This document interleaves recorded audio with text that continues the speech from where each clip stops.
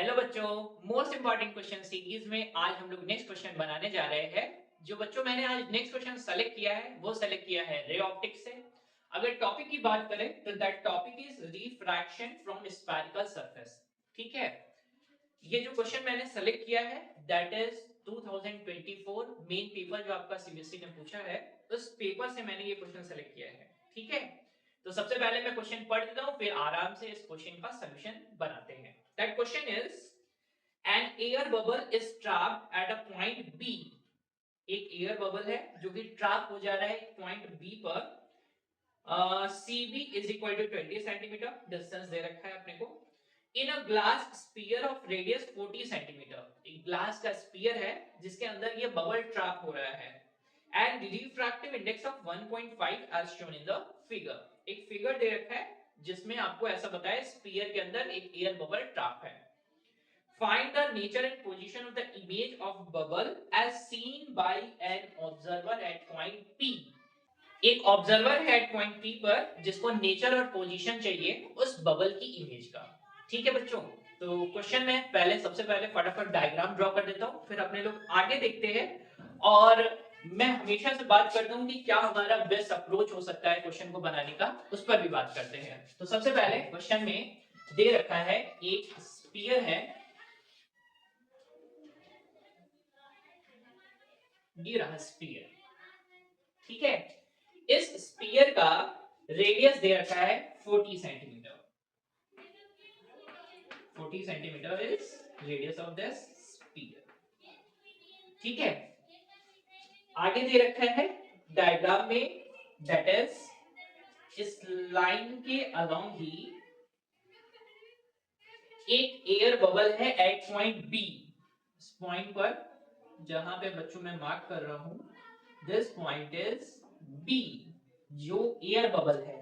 ठीक है, ये पूरा ग्लास का स्फीयर है। ये स्फीयर का centre that is represented as C. तो मैं इसको एयर बबल को मैंने कुछ ऐसा बनाया है and that centre is represented as like this.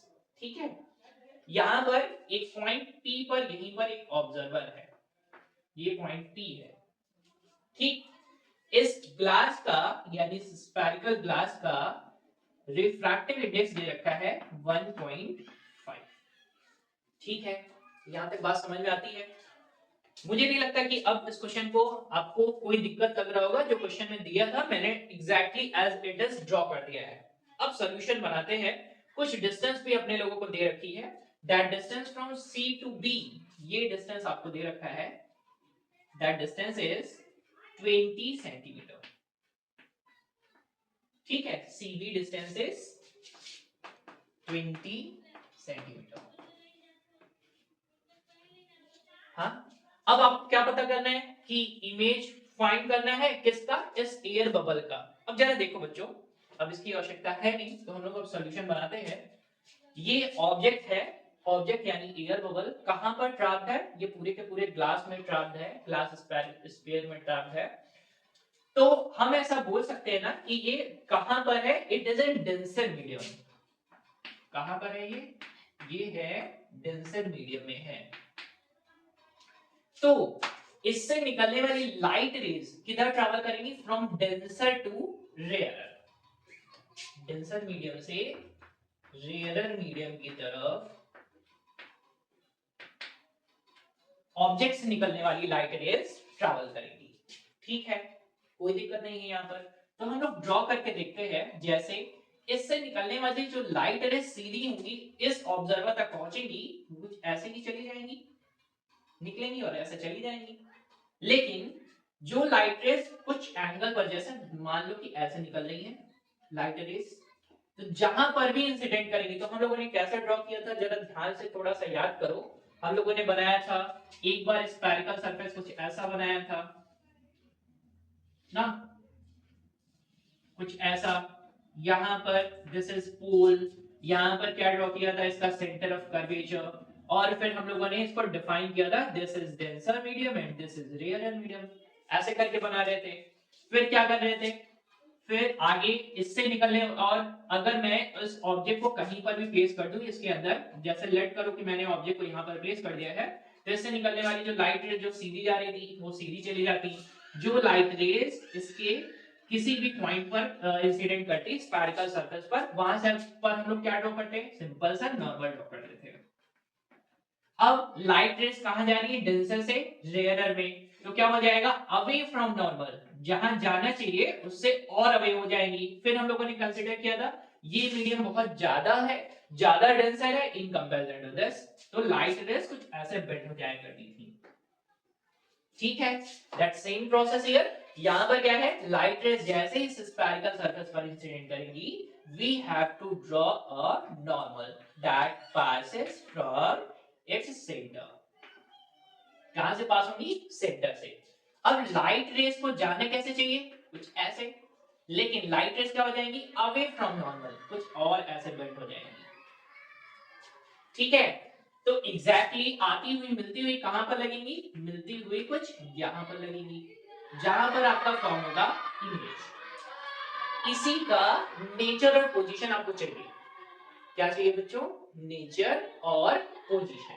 ठीक है, कोई गड़बड़ तो नहीं करेंगे ना। चलिए अब फटाफट पोजीशन और नेचर फाइंड करते हैं। अगर आपको डायरेक्टली फॉर्मूला याद है कि डेंसर मीडियम से रेयरर मीडियम में स्फेरिकल सरफेस के लिए फॉर्मूला क्या होता है, तो हम तो अच्छे से कर सकते हैं। अगर नहीं याद है तब भी मेरे पास आपके लिए तरीका है। ये जब भी ऑब्जेक्ट कहां पर है, डेंसर मीडियम में, और लाइट रेज किधर की तरफ जा रही है, दैट इज रेयरर की तरफ। ठीक है, ध्यान रखेंगे। आप सिंपल सा कुछ भी आपको बहुत याद नहीं करना है। आपने लेंस फॉर्मूला याद रखा है, हाँ, लेंस फॉर्मूले में आपने रखा that is 1 upon v minus 1 over u is equal to 1 upon f। ये आपने लेंस फॉर्मूला याद रखा है, ठीक है, वेरी नाइस। अब क्या करेंगे, इस लेंस फॉर्मूले को की तरफ देखेंगे और इसके राइट हैंड साइड को देखेंगे ना, राइट हैंड साइड और लेफ्ट हैंड साइड दोनों की तरफ। अगर मैं इस वाले को तो देखूं तो मुझे क्या मिलेगा, सब 1 over v minus 1 over u। आपको बस ये ध्यान देना है ऑब्जेक्ट लाइट रेस किधर की तरफ जा रही है और किधर से चली है, बस यही काम करना है आपने सिंपल सा।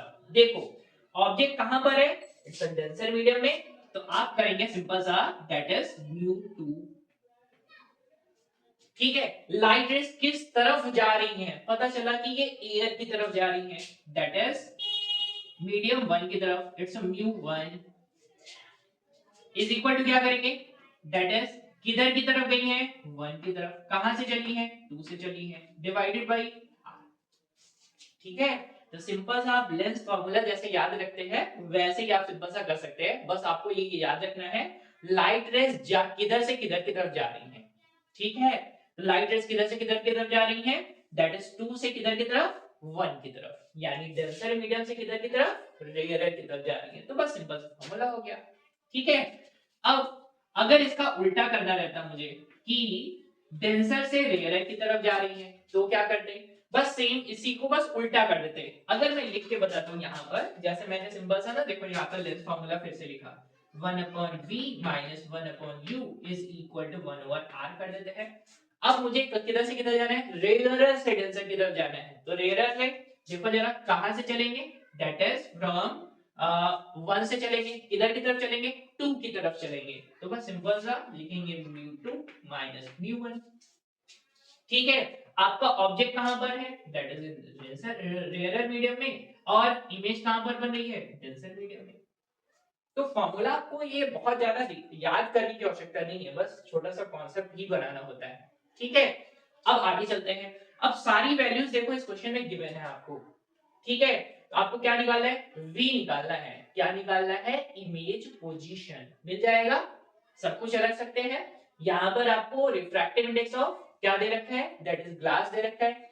आप एयर का रिफ्रैक्टिव इंडेक्स आपको पता है, एब्सोल्यूट रिफ्रैक्टिव इंडेक्स कितना हम लोग कंसीडर करते हैं, दैट इज एयर का रिफ्रैक्टिव इंडेक्स 1 कंसीडर करते हैं। सेम वैल्यू सेट कर देते हैं, तो यहां पर क्या हो जाएगा μ2। और देखो साइन कन्वेंशन का विशेष ध्यान रखेंगे, हमेशा हम लोग मेजरमेंट करते हैं that is from pole, this point is pole, that mid point is known as pole, pole से मेजरमेंट करेंगे।